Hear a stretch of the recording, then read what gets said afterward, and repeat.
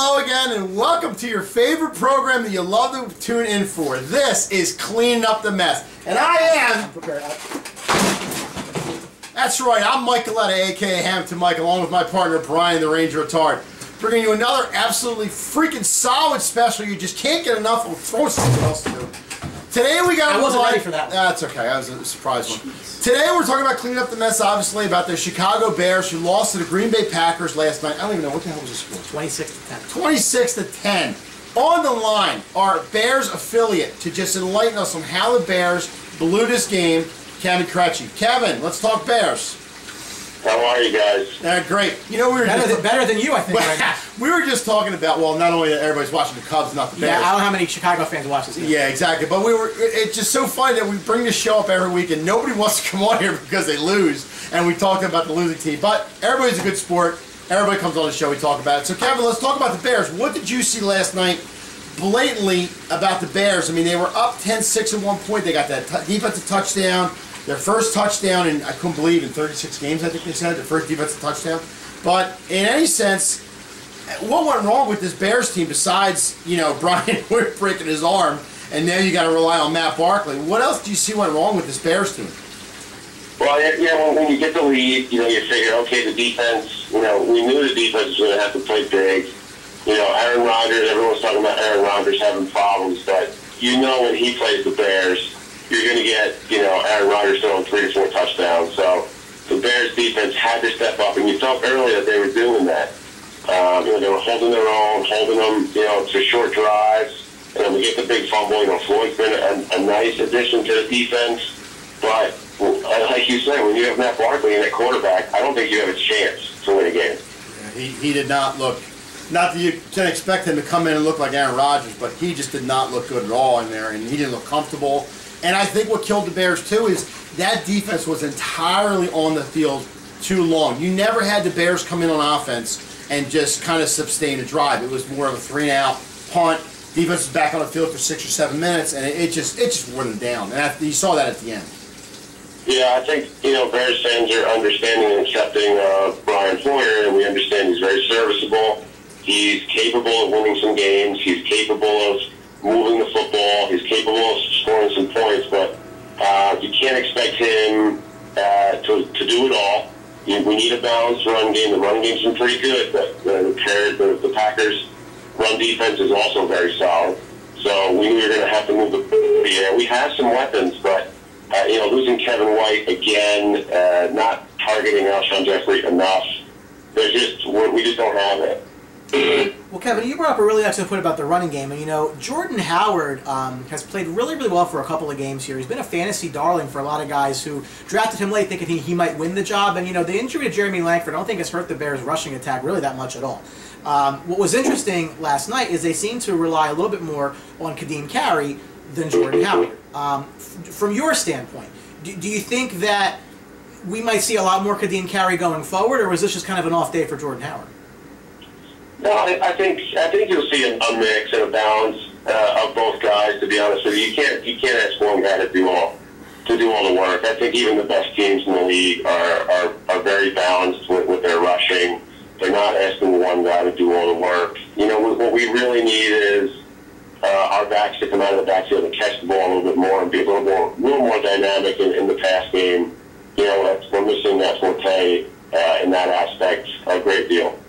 Yeah, and you look at the receiving yards, like you said, Kevin, they couldn't get anything rolling last night. You had 17 rushes last night for a grand total of 70 yards. And the receiving core, your leading receiver with 40 yards was your tight end, Zach Miller, who got 2 receptions.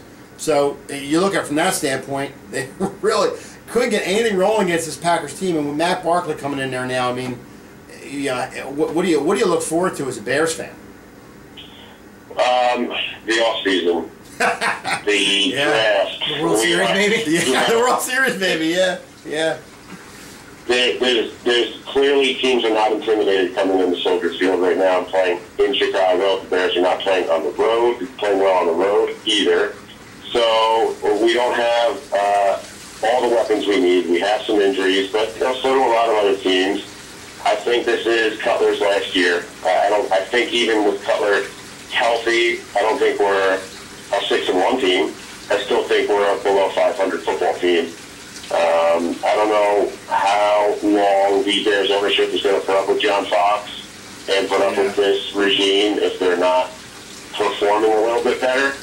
But I think the only thing that's getting Chicago Bears fans through this season right now is the fact that the Cubs are still playing. That's right. Yeah. And that everybody last night was probably watching the Cubs game. Yeah. Or at least flipping back and forth and having a good feeling about the baseball as opposed to the football. Probably the best news for Bears players is nobody watches the game. Yeah, exactly. They're all watching the baseball game. I mean, it's a real shame, too, because you saw the Bears hanging in there, and they had a big goal line stand, knocked the Packers down to the 1-yard line, tried to get in with Ty Montgomery. They stuffed them. They had some nice hits. They had Janus. They buried Janus at the 1-yard line, knocked him out of bounds. I mean, the Bears came to play on defense. It's just that, like I said, I think the Bears just got tired, and they just were on the field entirely too long. And like you brought up, Kevin, on the offensive side of the ball, what do you do with Cutler? Here's a guy who's getting a ton of money and it never gets them over the hump that they want him to be. He throws that interception when, you know, when it's coming, kind of like the Eagles with Sanchez for a long time. You know it's coming, and here's a guy who can't get him over the hump and one of the top 5 paid guys in the league. What do you do with them next year? Well, I think you get rid of him, to be honest with you. I think he's got an out clause coming up at the end of this year. Yeah. And I think I've heard a lot of talk about, you know, this is it, this is the end of the road. I think this is the time where the brain trust has to go into the draft and find the future quarterback for the Chicago Bears. Well, I got to tell you, it looks like if that's the plan, they're going to have a high draft pick because it looks like Matt Barkley starting next week, and that's just thank God for the Cubs, really, and the Blackhawks for that matter, because I just think you know, we talk a lot about the Jets crashing and burning. I mean, this looks really bad in Chicago. Yeah, and it's interesting because, you know, they really were in this game for a while, and it looked like they were going to find a way. I mean, Aaron Rodgers throwing the ball 56 times is a direct result of the fact that they couldn't run the ball. I felt it was a horrible play call to try to run Ty Montgomery at the goal line. I mean, again, the Bears' defense is not the monsters of the Midway it once was, but it's Ty Montgomery, you know.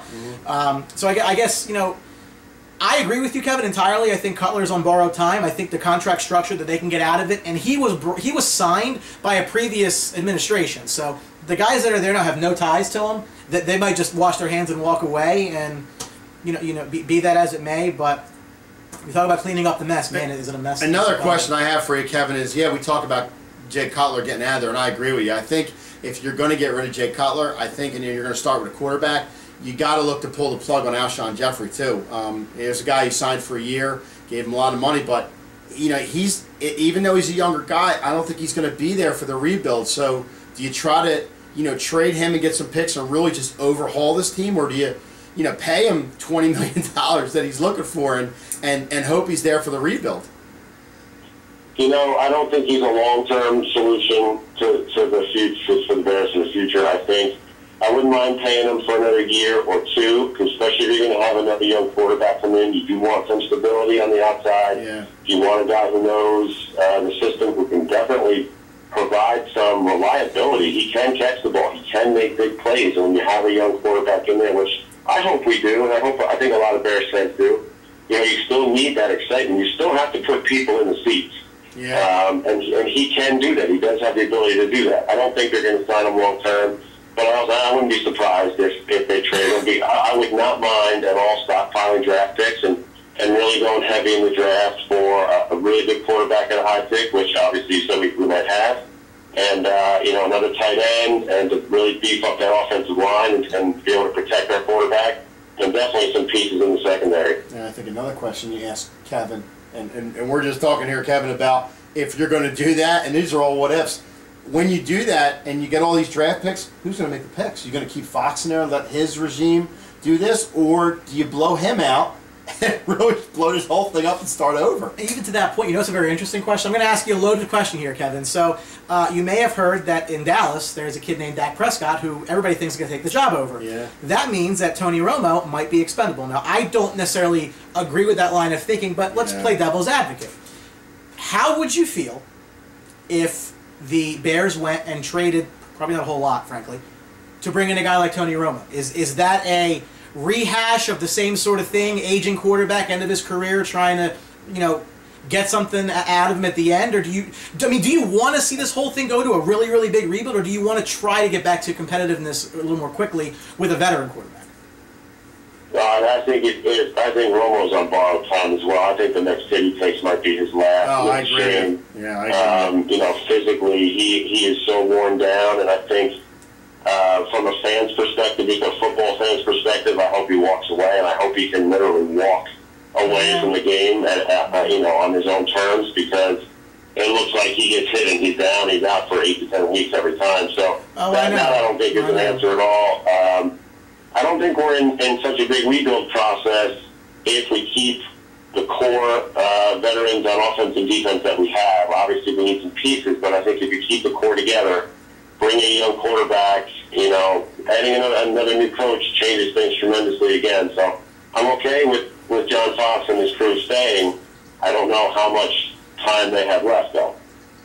On the same note, Kevin, if you were to bring in a young quarterback, for the sake of argument, say they do get Deshaun Watson from Clemson, they bring this guy in. Now, if you had a guy out there like Blake Bortles, do you bring a guy in like Blake Bortles here for 2 or 3 years to learn, let Watson learn a little, or let Deshaun Watson learn a little bit, and then turn it over to Watson? Would you be okay with that?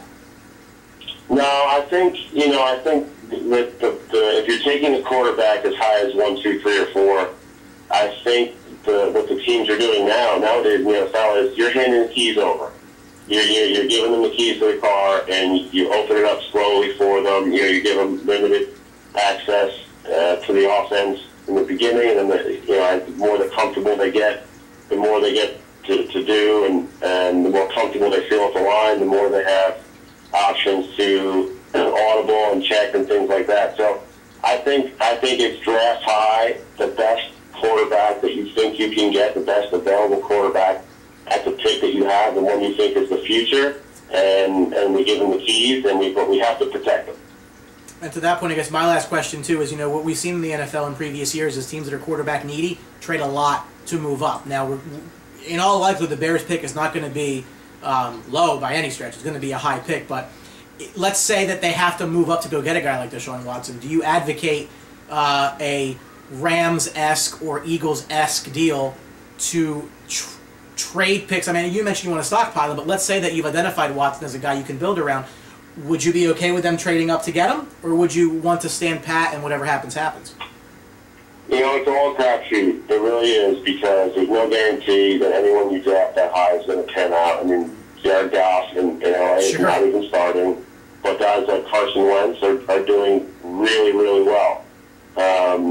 So it all depends on, I don't want to trade away the draft. I don't want to trade away everything like Dick did for Ricky Williams years ago. I don't want to do that. I don't think we mind giving up a couple picks to get the guy that you want to feel comfortable with, the guy who you're confident with. There's just no guarantee. It really is a crapshoot. Yep. Well, we want to thank Kevin Crutchy for getting on such short notice for this episode of Cleaning Up the Mess. Kevin, thank you very much for talking Chicago Bears with us, and maybe we'll get you back on to talk some Cubs. No, I'm just kidding. Yeah. But no, we appreciate you getting on as usual. Thank you very much, Kevin. All right, thanks, guys. Thanks for being a really good sport, too. We know these Cleaning Up the Mess shows are not that fun for the fans, but... Yeah, we know it's going to be a rough year for you, so we feel for you. But we'll get you back on, we're sure. You got it, guys. Anytime. All right, Ed, thank you for watching again, Cleaning Up the Mess. We got some good things coming. And, of course, if you want to see where those good things are, Twitter, Facebook, YouTube, email. Hey, pick. What do you want to do? Let us know how you want us to contact us, and we'll get back to you. That's it. You can find us everywhere. That's Sports Box, the only opinion that matters. Right here. Thanks for watching. See ya. Don't forget to subscribe.